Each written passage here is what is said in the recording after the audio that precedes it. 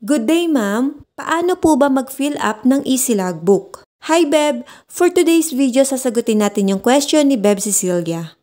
Para po sa mga employer, ito po ang updated Easy Logbook na makikita sa Employees Compensation Commission website.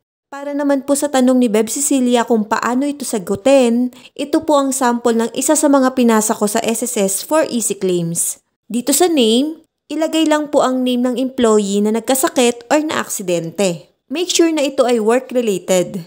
Then, nasa sa inyo na lang po kung ilalagay nyo din ang SSS number. Ako kasi sinasama ko na lang din po. Next, date of contingency. Ang nilalagay po dito ay date kung kailan po nangyari yung injury or sickness. Next, place of contingency. So dito po exact address po kung saan po nangyari ang injury or sickness. Next, nature of contingency. Pwedeng ilagay sickness, injury, or accident.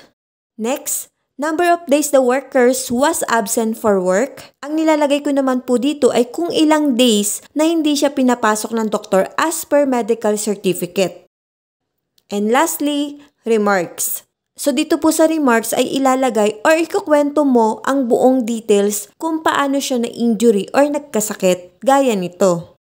I hope na nakatulong itong guide at sana inasagot ko ang iyong katanungan. Thank you and God bless. Follow for more!